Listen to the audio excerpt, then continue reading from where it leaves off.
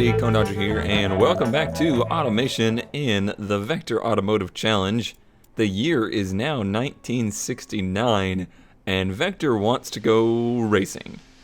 Programming note, we are in the new version of Automation, which is an open beta, so we may run into some issues today. I have not touched the open beta at all yet, but it has some new features and some new tweaks, and some stuff that we definitely want to take a look at.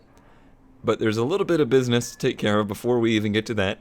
Last week we just wrapped up the Vector Automotive Challenge fan build competition, which was a ton of fun and I think a huge success.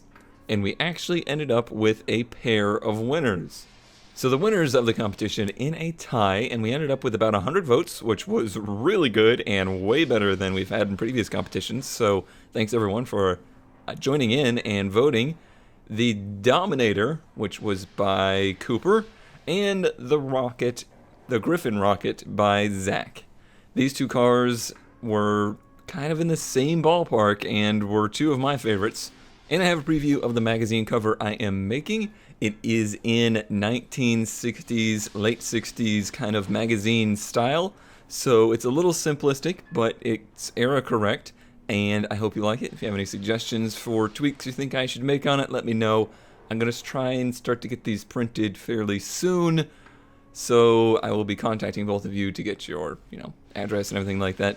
I think at this point I'm going to print them to be magazine sized because I think that would look right. But if you would rather them be larger posters, let me know that too. I don't know. We'll have to see. Dealing with a little bit of a resolution issue since the in-game render is only so big. So we'll see what we can work out there, and hopefully I can get you guys a picture of what the final product like in my hands looks like too.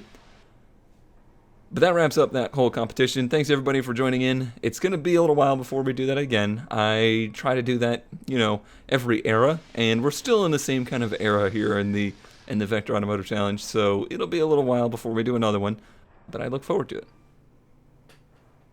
Back on theme, 1969 is here, and Vector wants to go racing. We're too late to go to Le Mans and try and fight the GT40. That would have been a great accomplishment for our company, and I think it was something that was on my radar as something that I really wanted to do as a company, get up and get started quick enough. They were just getting that car rolling right as our company was kind of getting on its feet, but we're just a little too late now. So what we are trying to do is to get to Daytona for the 1970 24 Hours of Daytona and try and compete in their sport prototype class. And we will be doing it with a production-based car that is, for all intents and purposes, a prototype. And what we need to do that is to have a road-going version of this car. That is something that was important in this era, and it is a good way to research and develop this kind of car. And what we are going to call it is the Vector Vitreous. And this is going to be my first time building a early era exotic car. So we'll see how this goes. I've already actually morphed this body, and this is an awesome body. Has tons of morphing in it for a shape that is, pretty much defined. There's not too terribly much you can do to make this body look unique. There is two different versions, the bumperless and the bumpered. Oh, I just got rid of my modifications, didn't I? And they weren't too extensive. But there is some stuff you can do. I put the windshield back, I made the windows longer, and I stubbed up that nose a bit. Gave it just a little bit more flair in the front. I don't like them to be too tall. Now it has this spoiler that we could pick up, and I did something kind of cool with it, with the way it kind of cupped in. But what I need to remember is that this is not actually, according to the game, this is not an aerodynamic device.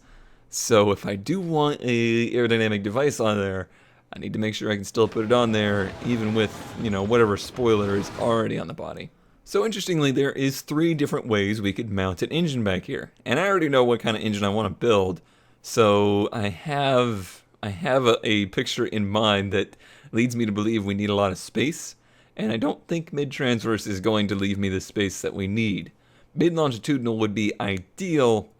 The rear longitudinal would be ideal for a production car, something that we were making more of because of its easier serviceability and things like that. It's just a little easier to produce. But the mid-longitudinal is really what we need for this car. So it is going to be quite expensive, but is necessary. Suspension-wise, we're going to go for double wishbone front and rear. Pushrod suspension is now available in the game. However, we are not quite that far along in the years to have that available. That's still quite some ways away. The body, we are going to do fiberglass, which has some ties into the name if you want to research that. But we will continue on, and I need to do some fixtures on this body, which will be interesting.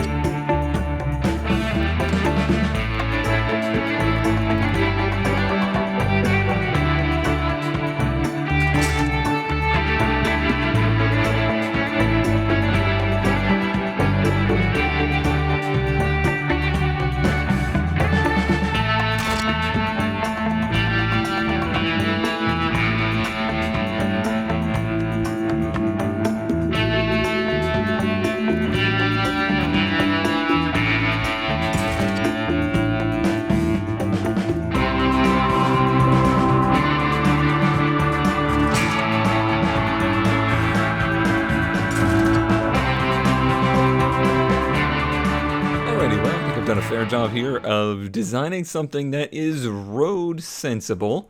It has headlights with, the regular running lights or flasher lights and then some pop-ups, which I'm very excited that now we're getting into the era where pop-ups are acceptable, because if you know me, you know I like my pop-ups.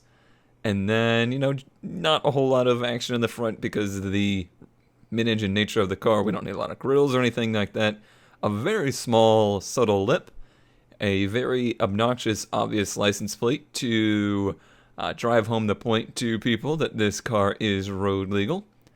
And then in the back, this car has an interesting back. It's got this box here that I assume is for the frame. That has to do with the mid-engine nature of it. And it took some work to make this flow a bit better. But I ended up using the lip that I was going to use up top down here, and it hides it pretty well. And then a good amount of grills on the backs, just simple, fixtures. The more I look at these reverse lights, the more I hate them. So I think I will move them.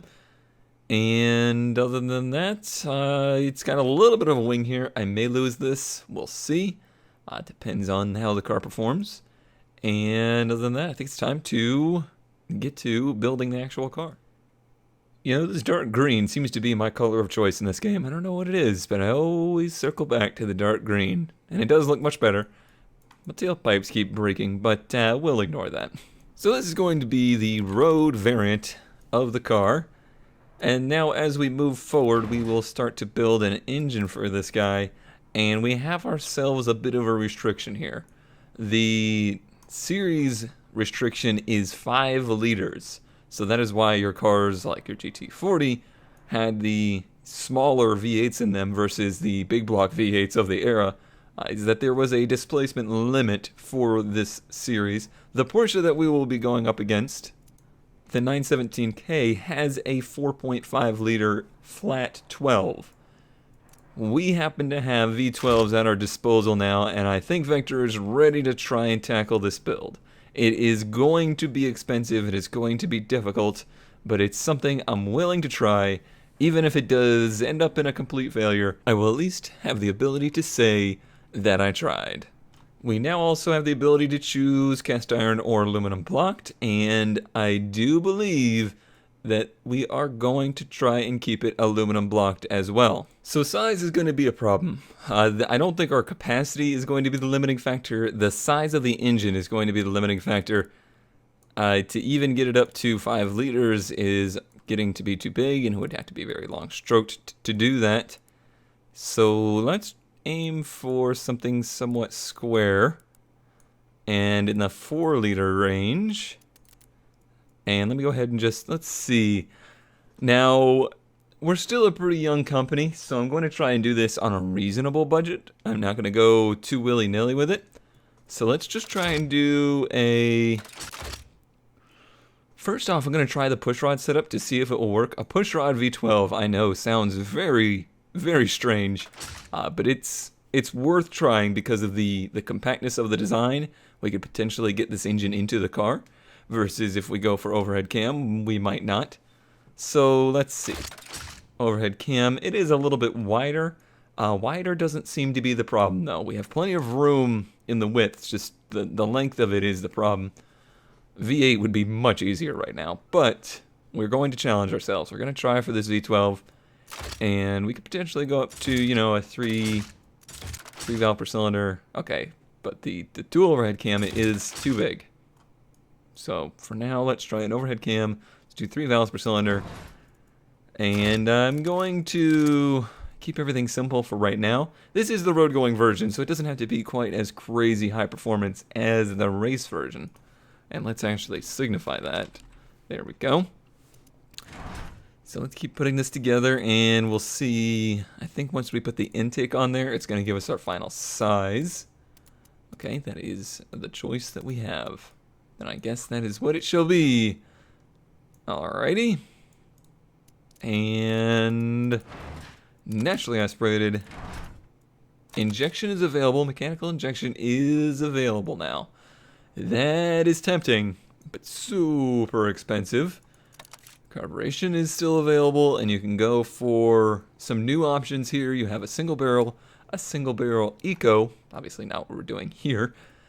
You can do 2 barrels, which we could go up to 6 carburetors on this guy. Imagine trying to tune that bad boy. You can do DCOE, which we have the room for, and looks freaking awesome. That looks really awesome. So I think that's the more affordable version of the mechanical injection. Well, it's not the version of it, but you know what I mean. It's the affordable alternative to have the performance. So initially, I'm gonna go for that. With the performance intake on there, although the standard one looks a lot cooler than does the performance one. And this is getting rebalanced soon, if I've been told. Super leaded. We can go up to 12.5 with these carbs, eh? Okay. Lots of timing, lots of revs. Let's try and get it up to 8. We'll do long tubular headers, and it's still fitting, so I think we're going to be okay. No idea what kind of power this thing's going to make. Not even a clue. I do know that is way more exhaust than this thing will have. No doubts about that.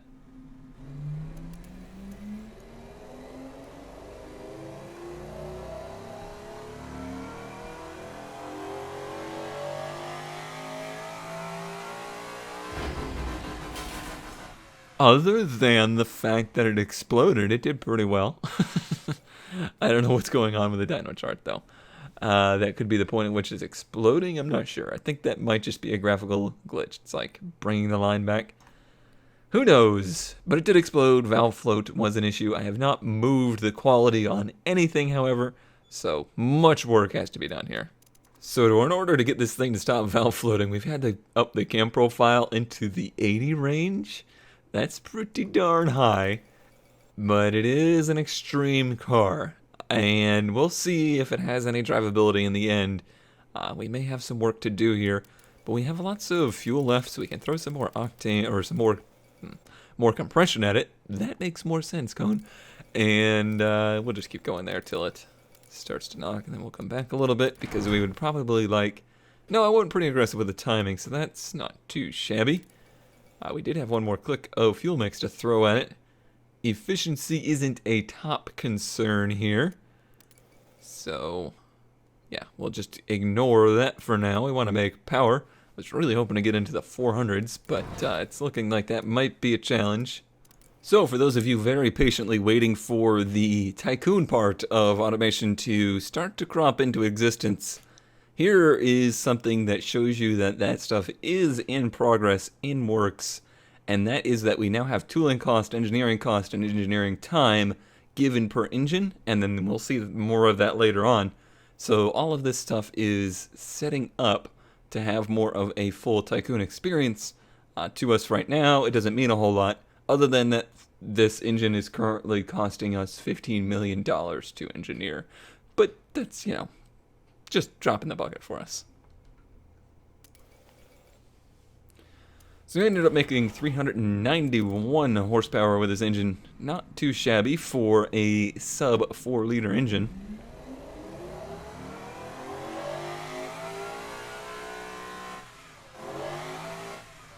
So of course this car is going to have a manual transmission, and we'll do a 5-speed box. I'd like to see this thing do a little bit more than 170. We'll see.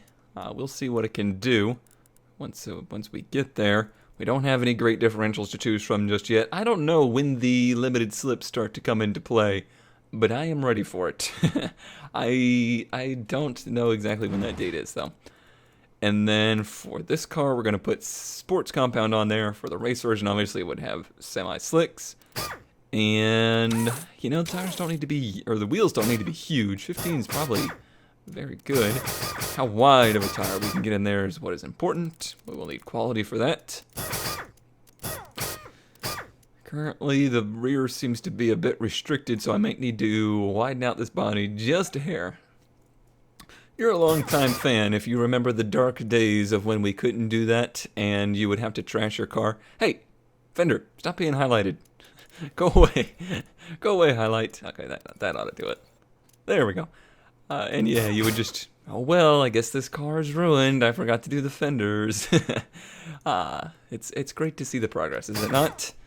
Is it not? How about 215s front and back?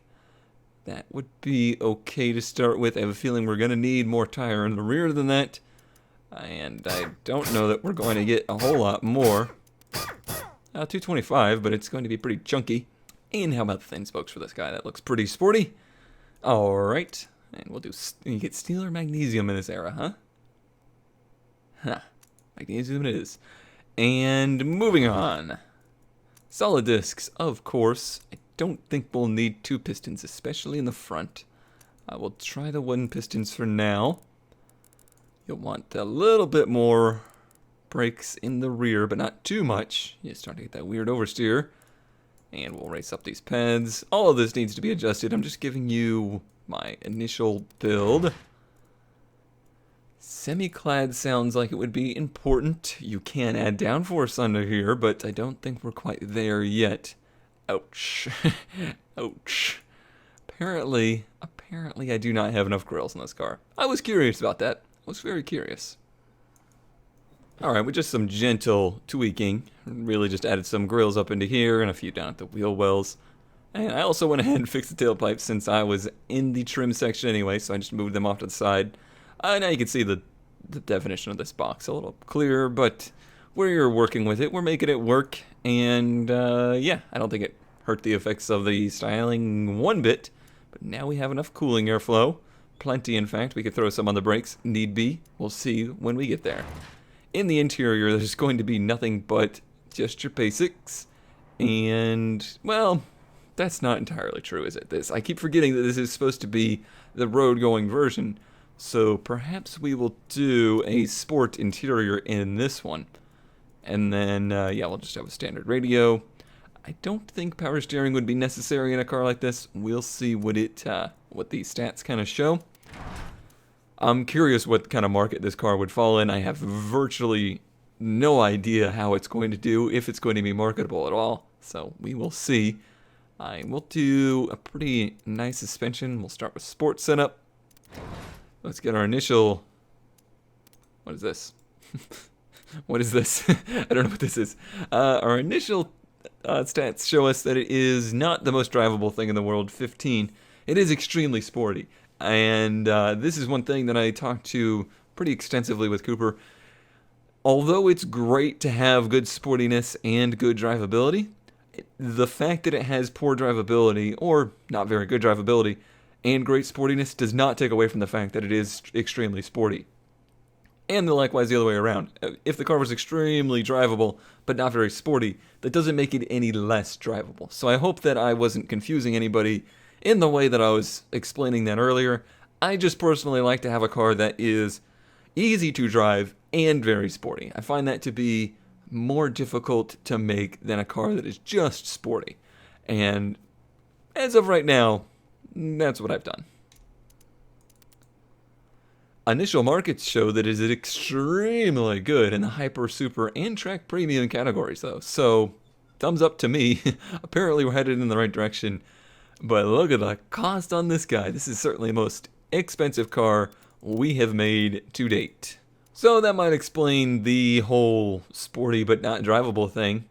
Basically, it handles great until you get up to 35 miles per hour, and then the guardrail gets impaled into your skull because you've lost the back end and you don't even know why. So let's see what we can do to fix that. So a lot of times with these initial mid-engine builds, it wants to put a huge rear sway bar in there, and I think it does that because it sees that the weight is on the back and it thinks, yeah, you're going to need that to control the weight in the back. However, what that usually makes is just an oversteering mess. So far, I've gotten it to understeer, but now it's understeering a little bit too much. So perhaps we gotta try and find a balance here. But it's, as you can see, it starts to get real weird at this stage as you're trying to balance this kind of setup of car to not want to snap oversteer. Here we go. Here is my final version of the Vector Vitreous road car.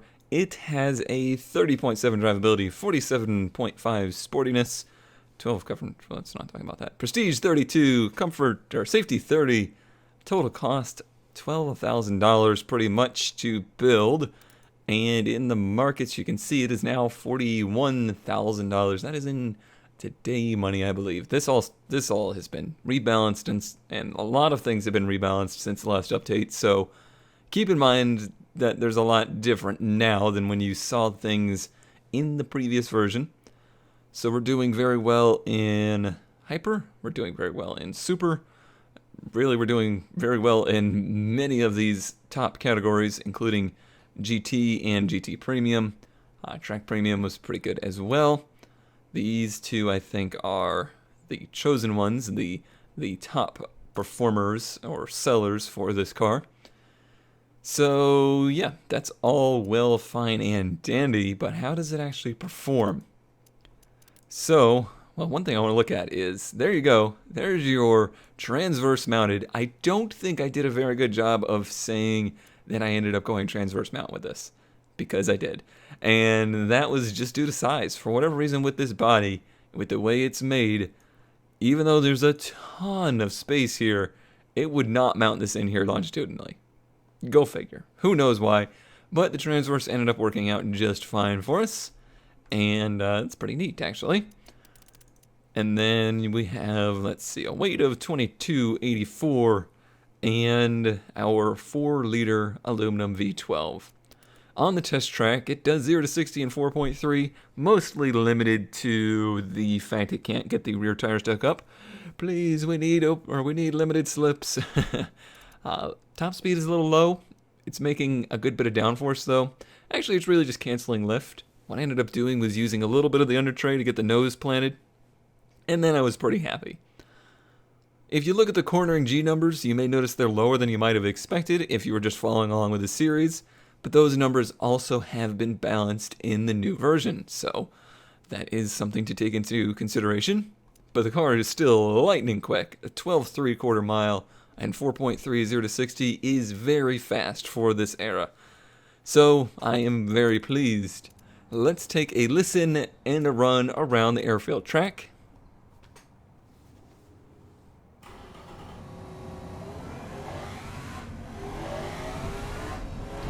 And you'll notice he's actually driving like a real race car driver now. This too has been balanced and reworked. Caswell did a lot of work on this, and I had many discussions with him about it. You can see the drivers actually giving inputs now, trying to get it to hook up, lifting on the shifts, occasionally completely lifting off the throttle, which he would never do before. So the way this is simulated is definitely far superior than we've ever seen in the game previously.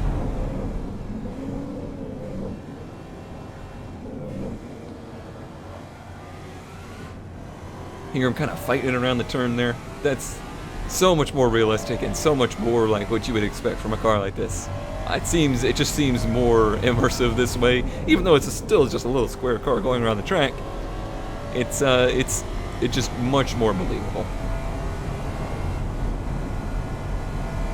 That right there, that's a perfect illustration of that. And it gives you a real good sense of what the car is like to drive too, you know? You're hearing the driver fight it around the track rather than just, you know, gliding around. And the time happens to be a 1:22.77. There's not too much to compare this car with at the moment, but there is the time if you were curious. But yeah, the car did definitely seem to be a little bit of a challenge to get around the track. The oversteery nature of it is still there, but it's primarily understeery, so it's easy-ish to drive. But you know what? I think we've done quite well for ourselves. Our small little company is now making supercars. So that was a big leap. That is a big thing to try and do for 1969. And now I would like to raceify this car. And I don't know. We'll see what we can do with a race version. But our company needs to also start to focus on expanding our markets downward. We seem to be climbing upwards here lately.